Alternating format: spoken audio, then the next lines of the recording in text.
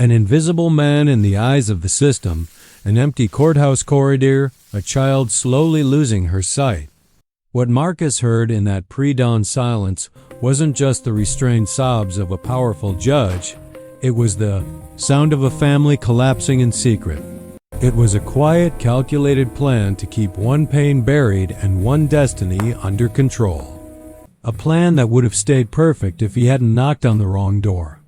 This is the story of how one act of compassion changed two lives and exposed a price no one wanted to pay. The courthouse smelled like old wood and lemon cleaner. It was almost midnight on a Tuesday, and Marcus Washington pushed his mop bucket down the marble hallway on the 5th floor, the wheels squeaking in the emptiness. He was 42 but felt 60. His daughter Zoe, 9 years old, waited at home with Mrs. Chun from downstairs. The tumor behind her right eye wasn't getting smaller.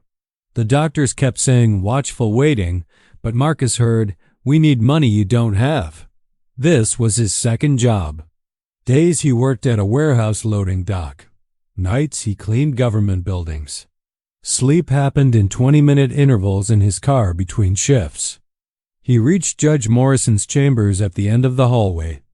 The door stood slightly open, which was unusual. Light spilled into the dark hallway. Marcus hesitated, listening, crying, not loud, but raw and unguarded. The kind of crying that comes when you've held everything together all day and finally let it break. What would make a judge cry alone at midnight? Marcus had heard men cry in the warehouse, quietly, in the break room. After a phone call they didn't want anyone to witness, but this sounded different. This sounded like someone losing the one thing they couldn't replace. And for reasons he couldn't explain, it made his chest tighten like the grief belonged to him too. He could come back later. He should come back later. But something in that sound, the pure grief in it, made him knock softly. The crying stopped immediately, cut off like a switch flipped. "Cleaning service," he said quietly. "I can come back later if you need privacy, ma'am." "No." The voice was female, strained. "Come in, please." He told himself to keep it professional, then opened the door anyway. He pushed the door open slowly. Judge Catherine Morrison sat behind her massive oak desk, but she wasn't the composed figure he'd seen in the newspaper. Her black robe hung on the back of her chair like a discarded costume. Her face was red and swollen. Mascara tracked down her cheeks, and she held a photograph, gripping it so tightly her knuckles had gone white. The office was beautiful, floor-to-ceiling bookshelves, framed degrees, a window overlooking the city lights. But right now it felt like a prison cell.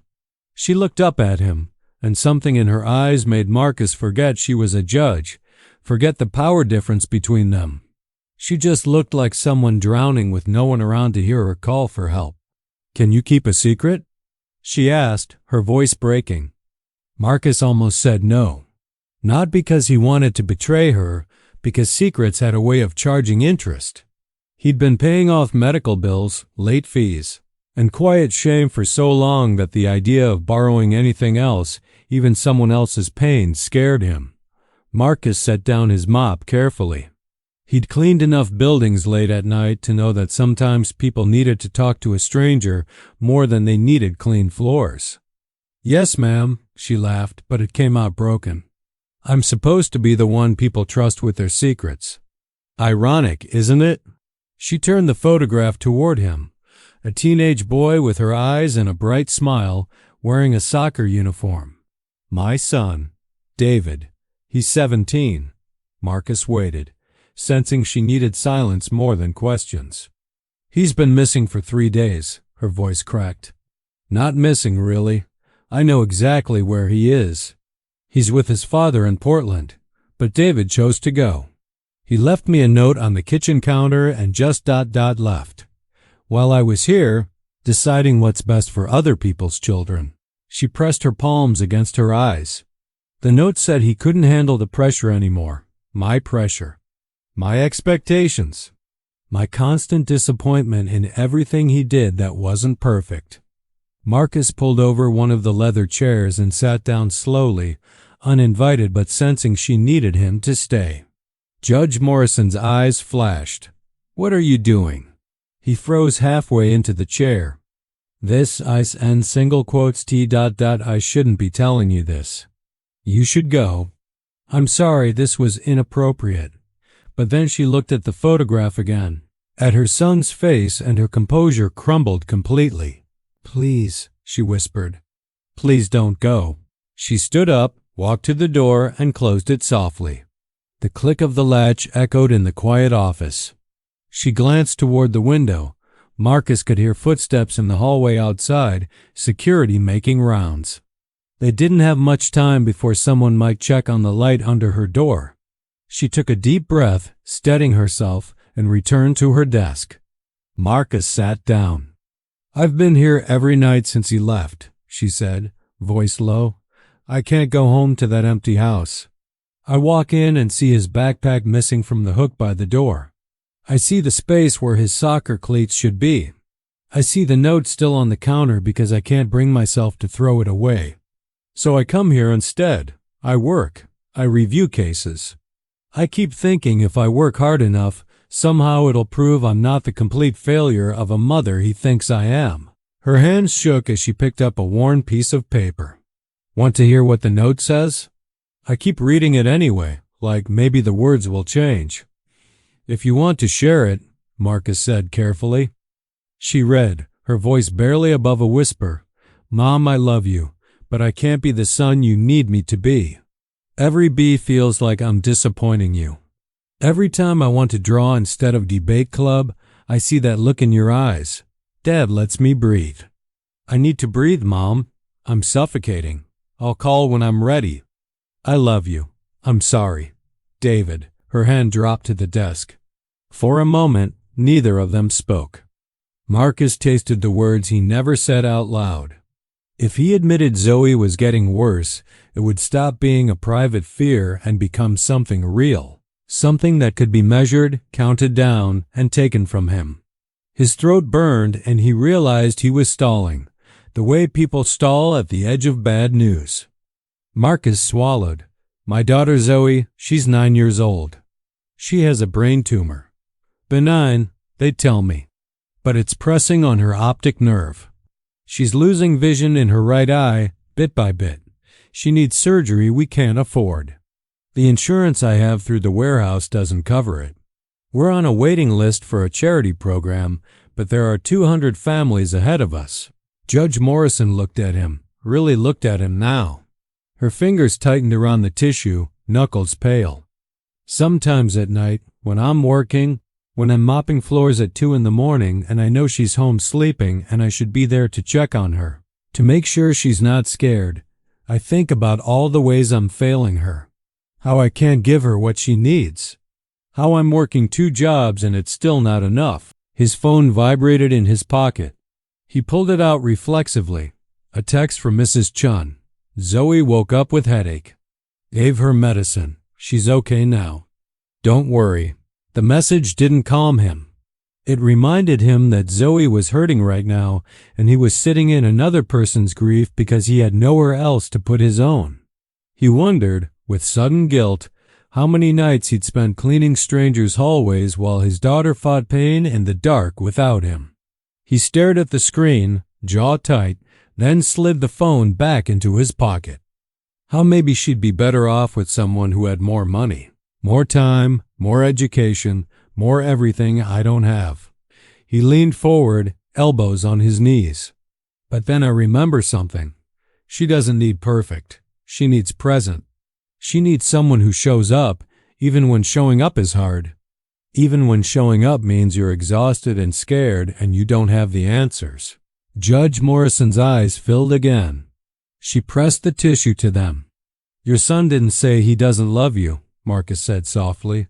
"He said he needs to breathe. That's not goodbye. That's not, I don't want you in my life. He's 17. He's trying to figure out who he is separate from what everyone expects him to be. That hurts. But it doesn't mean you're out of his story." She stared at the photograph, shoulders shaking. "How do I show up when he won't let me in?" she whispered. "You wait." You give him space, but you make sure he knows the door's open. You don't chase him, but you let him know you're there. And when he's ready, not when you're ready, when he's ready, you don't say, "I told you so." You don't list all the ways he hurt you. You just say, "I'm glad you're home," and you mean it. As soon as the words left his mouth, Marcus realized he wasn't only talking about David. He was talking about Zoe, about the kind of love that shows up even when it's terrified. And for a second, he hated how easy it sounded because his life had taught him that showing up wasn't always enough. For a moment, only the hum of the building filled the room. Marcus stood up slowly. "I should let you get back to work or to going home. Whichever one you need tonight." "Wait," she dabbed at her face, trying to pull herself back together. "What's your daughter's name again?" "Zoe. Zoe Marie Washington. And the tumor? Where is she being treated?" "Children's Hospital, over on Maple Street. Dr. Sarah Patel is her neurologist. She's good, really good. We're lucky to have her, even if we can't afford what Zoe needs. We're on a waiting list for a charity program through the hospital, but ... double quotes, he lifted one shoulder. We wait a lot. Waiting is what people like us do." Judge Morrison scribbled something on a legal pad, movement steadier now. She took a breath, let it out slowly. "Thank you for listening, for not treating me like a judge." "Tonight you weren't a judge," Marcus said. "You were just a mom who misses her kid." He picked up his mop and bucket and left her there in the light of her office, still holding her son's photograph like a talisman against the dark. Marcus didn't know it then, but something had shifted in that office. But on the ride home, he couldn't stop replaying the moment he said tumor to a stranger. He'd spoken the fear into the air, and now it followed him, heavier than his mop bucket, louder than his exhaustion. Once you name something, it stops being a thought. It becomes a countdown. Subscribe to Heartline Stories, because the next letter Marcus opens will change everything. 3 weeks passed. Marcus kept cleaning the courthouse, but Judge Morrison's office was always dark now. Twice he almost knocked. Twice he didn't. He told himself the judge had forgotten him, that her grief had been a private storm, and he was just the janitor who happened to pass by. But every time the elevator chimed and the doors opened onto the 5th floor, Marcus felt his stomach tighten, like the building itself was holding its breath. Some nights, when the 5th floor was quiet enough to hear his own breathing, Marcus caught himself looking at that closed door at the end of the hall, because part of him wanted proof that the night he stepped inside wasn't a mistake. He imagined the judge going home to an empty house, reading that note again, and he wondered if he'd said the wrong thing. If "give him space" was just another way of telling a mother to suffer in silence. Then he pictured Zoe asleep on their couch, her backpack on the floor, a cold washcloth folded beside her like a promise he couldn't keep. He told himself he would not ask the judge for anything. He would not risk his job. He would not become the kind of man who begs strangers for miracles. But every time Zoe rubbed her right eye and pretended it didn't hurt, Marcus felt the countdown ticking anyway. His own life got harder. The warehouse cut everyone's hours, 8 hours a week gone, $200 a month lost. One Tuesday afternoon, he sat in a gray plastic chair at Children's Hospital billing department, Zoe coloring beside him. The woman behind the desk, Miss Rodriguez, had kind eyes, but her tone stayed firm.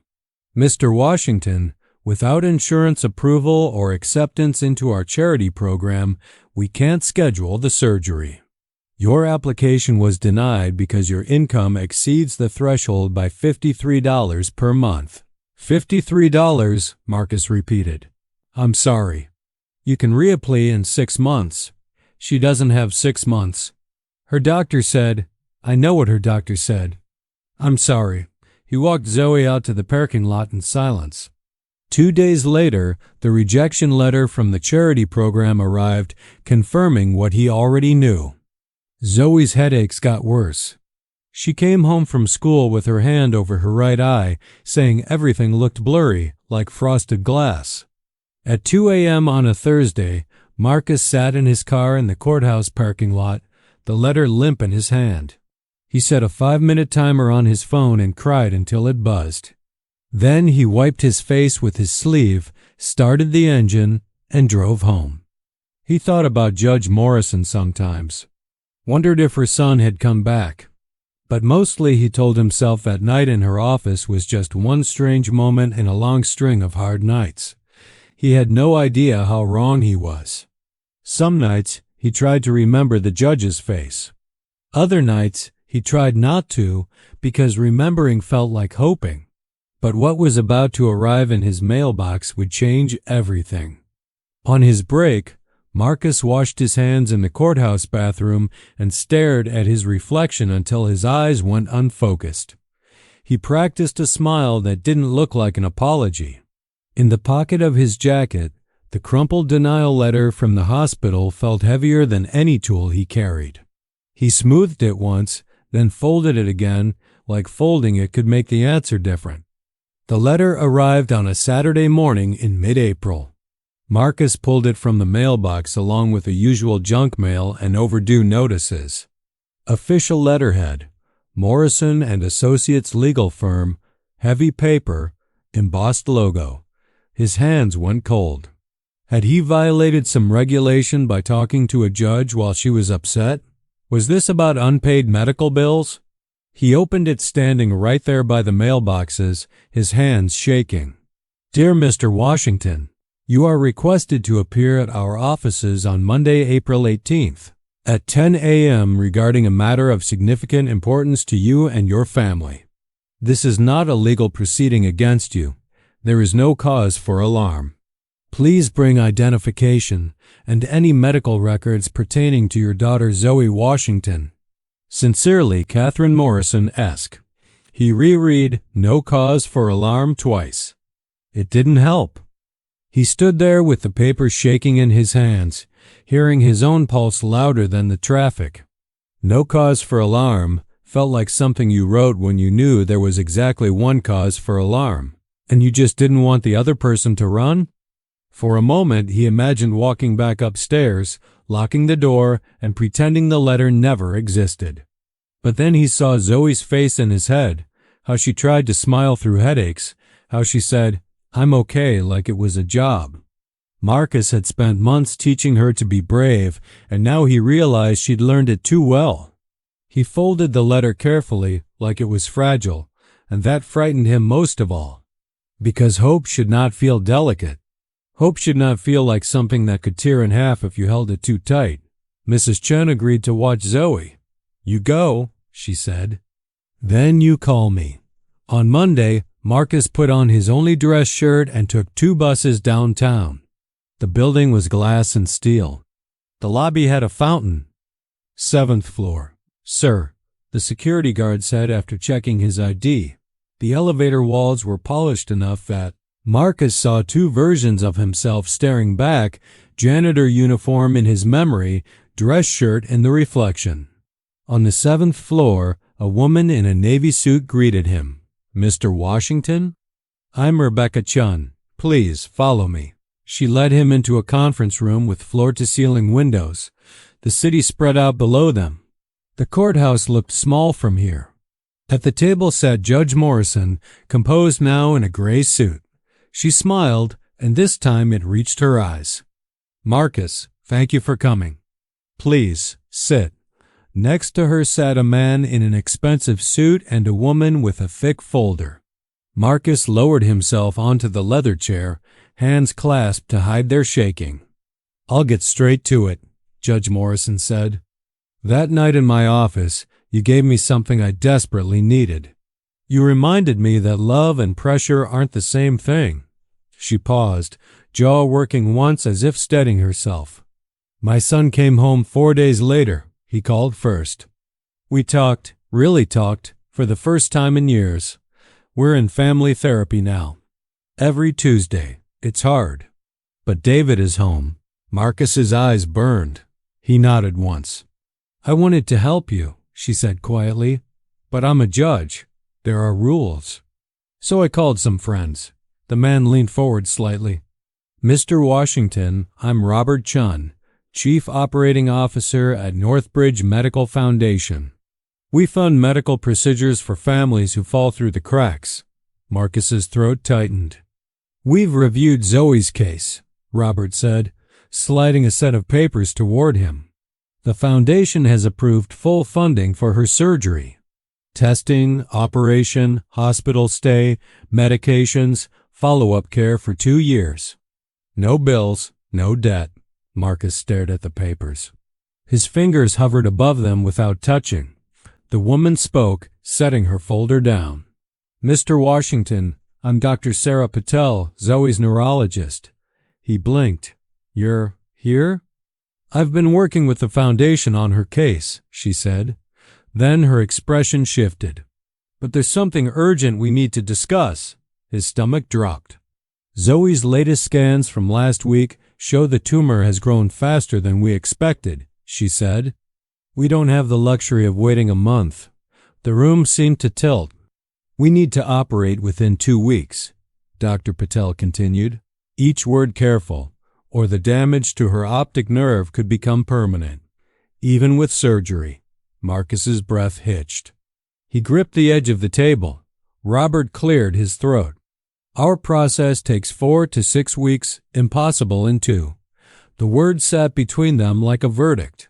Marcus sagged back in his chair. His vision blurred.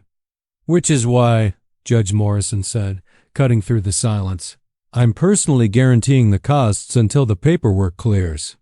Surgery happens in 2 weeks. All eyes swung to her. Robert stared. Catherine, that's $500,000. I don't care. If the board doesn't approve retroactively, then I pay it. Her voice had the same tone Marcus had heard in her courtroom, except now it carried something fiercer. I have investments, savings. I'll sell my house if I have to. This man gave me my son back. If the foundation can't move fast enough, I cover it myself. Robert looked at her like she'd stepped off a cliff. You'd risk, for someone who showed me kindness when I needed it most? She didn't blink. Yes. Marcus pushed back his chair. No, I can't let you. Sit down, Marcus. He froze. She softened her tone. Please, sit. He sank back into the chair, hands pressed together so hard his knuckles ached. You're not asking me for anything, she said. I'm choosing this. Surgery happens in 2 weeks. Robert, make the calls today. I'll sign whatever you need. A long beat. Then Robert exhaled, nodded once. I'll make it happen. Judge Morrison picked up another folder and slid it toward Marcus. There's more. The courthouse administration reviewed your employment record. They want to offer you a full-time position as facilities manager. He stared at the folder, then at her. Better pay, she said. Almost double. Full benefits. Health insurance for you and Zoe. Day shift. Monday through Friday.